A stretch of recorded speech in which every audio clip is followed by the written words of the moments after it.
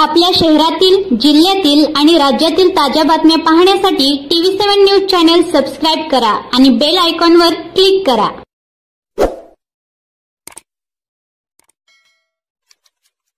नमस्कार, मी सैफल नदाफ, सांगोला नगर परिषद निवडणूक 2025 करता निवडणूक निर्णय अधिकारी म्हणून काम पाहत आहे।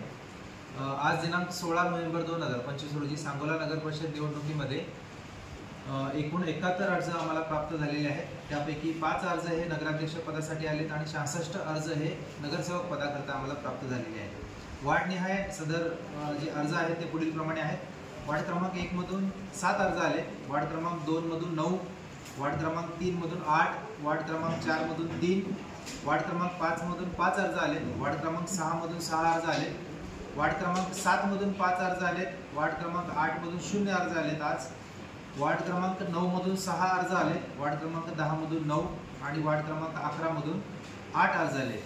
नगराध्यक्ष पदांचे जे अर्ज प्राप्त झालेले आहेत त्यापैकी माने आनंदा गोरख यांचा अपक्ष अर्ज आलेला आहे, माने राणी आनंदा यांचाही अपक्ष अर्ज आलेला आहे, नागणे स्वप्नील विश्वंभर यांचा अपक्ष अर्ज प्राप्त आहे, मदने दीपक बाळासाहेब बसपाकडून यांचा अर्ज प्राप्त झालेला आहे, खतीब फिरोज फजलुल यांचा अपक्ष असा अर्ज प्राप्त झालेला आहे।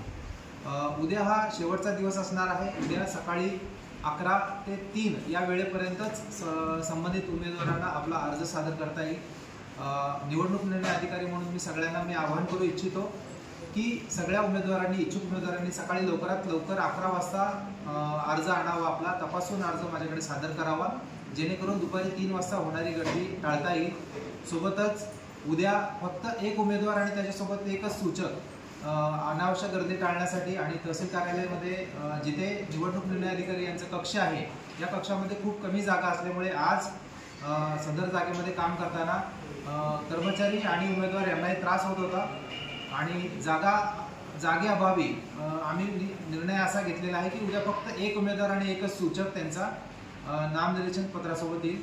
मी सगळ्यांना आवाहन करू इच्छितो की सगळ्यांना समान संधी मिळावी आणि प्रत्येक उमेदवाराला आपला अर्ज दाखल करण्याची संधी मिळावी याकरता आपण सकाळी लवकरात लवकर येऊन अर्ज सादर करून प्रशासनास सहकार्य करावे आणि दुपारी 3ची वाट बघू नये अशी मी विनंती करतो। धन्यवाद।